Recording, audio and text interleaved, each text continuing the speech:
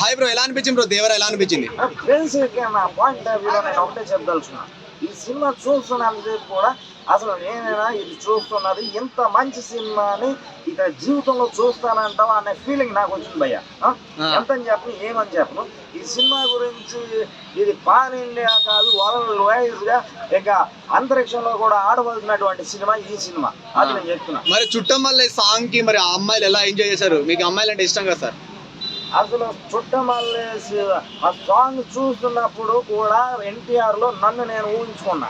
ఈ సినిమాలో ఈ పాటలు కానీ నన్ను నేను ఊహించుకుంటే ఆ రొమాన్స్ కానీ, ఆ ముద్దులు కానివ్వండి, ఆ హగ్గలు కానివ్వండి, అసలు మాట్లాడడానికి మాటలేదు. సో ఆ కల్కి రికార్డ్ ఏం బ్రేక్ చేస్తుంది అంటున్నారు మూవీ, నిజంగానే చేసే ఛాన్స్ ఉంది అనుకుంటున్నారా బ్రో? కల్కి రేంజ్ వేరు, ఈ సినిమా రేంజ్ వేరు. అసలు నేను చెప్పేది ఒకటే చెప్పాలనుకుంటున్నా, ఏ సినిమాకి కంపారిజన్ కాదు. ఈ సినిమా ఒక ఎత్తు అంటే అది ఒక అంతరిక్షం టైప్ లో ఉంటది అనమాట. ఆ ఫీల్ కానీ ఆ వైబ్స్ కానీ మీరు థియేటర్ లో చూస్తున్నంతసేపు కూడా గూస్ బంప్స్తోనే ఉంటారు. వచ్చినంత వరకు కూడా మీకు గూస్ బంప్స్ తగ్గు. అంటే ఎన్టీఆర్ అన్న ఎంట్రీ సీన్స్ ఎలా అనిపించాయి మరి సార్?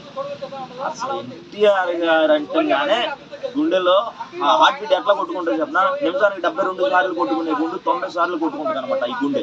అట్లాంటిది ఈ సినిమా చూస్తున్నందుకు కూడా అట్లా ఉంది భయ్యా. ఏమని చెప్పను, ఎంత అని చెప్పను,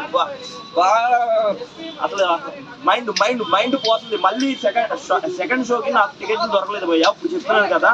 ఇప్పుడు ఈ రోజు మళ్ళీ సెకండ్ షోకి నేను ఖచ్చితంగా మళ్ళీ ఇంకొక ఆట చూసే మాత్రం ఇంటికి వెళ్తాను భయ్యా. ఈ రోజు అన్నమైన మానేస్తాను కానీ మళ్ళీ సినిమా చూడడం అయితే ఖచ్చితంగా నేను చెప్తున్నాను కదా. అది మరి క్లైమాక్స్ ఎలా అనిపించింది సార్? మరి అది క్లైమాక్స్ అంటే నాకు ఇప్పుడు ఎర్ర సముద్రం దగ్గర ఉండే ఒక చొరసేపతో ఒక ఫైట్ ఉంటుంది. అదే విధంగా లాస్ట్ లో ఒక క్లైమాక్స్ సీన్ అంతా కూడా ఆ బీజిఎంస్ కానివ్వండి, ఆ బ్యాక్గ్రౌండ్ బీజిఎంస్ వింటుంటే అసలు ఎన్టీఆర్ గారు ఇప్పుడు వరకు చేసిన సినిమాలో ఒక ఎత్తు, ఇదొక ఎత్తు అని నేను చెప్పబోతున్నాను. ఫస్ట్ డేలోనే ఈ రోజు కలెక్షన్స్ 1000 కోట్లు పక్క, వరల్డ్ వైజ్ గా 1000 కోట్లు పక్క కలెక్షన్ చేస్తుంది భయ్యా ఈ సినిమా. అంటే ఎన్టీఆర్ అన్న జాన్వీ కపూర్ వాళ్ళ కాంబినేషన్ నిజంగానే సెట్ అయింది అనుకుంటున్నారా? సెట్ అవ్వడం ఆ జాన్వీ కపూర్ కి ఎన్టీఆర్ గారికి అసలు ఎట్లా ఉందంటే మేడ్ ఫర్ ఈచ్ అదర్ లా ఉందన్నమాట. అట్లా ఉంది. మరొక సినిమాకి జాన్వీ కపూర్ కి అన్న ఎన్టీఆర్ ఇంకొక ఛాన్స్ ఇస్తాడని కోరుకుంటున్నాను నేనైతే ఖచ్చితంగా. అంటే కొరటాల శివ లాస్ట్ టైం ఆచార్యతో ఫ్లాప్ అయ్యారు కదా, సో ఈ సినిమాలో మరి నిజంగా ఆచార్యాలని ట్రోల్ చేశారు. మరి నిజంగా ట్రోల్ ని ఫుల్ఫిల్ చేశారా లేకుంటే దాన్ని రెట్టింపించారా? ఈ సినిమాతో అందరి నోర్లు మూయించాడు అనమాట. కొరటాల శివ అంటే ఏంటో చూపించాడు అనమాట. ది బెస్ట్ సినిమా ఆయన కెరీర్ లోనే, ఆయన లైఫ్ లోనే ఇది ఒక బెస్ట్ సినిమా అని నేను చెప్తున్నా. ఇది అనిరుద్ధ్ గారి మ్యూజిక్ ఎలా ఉంది?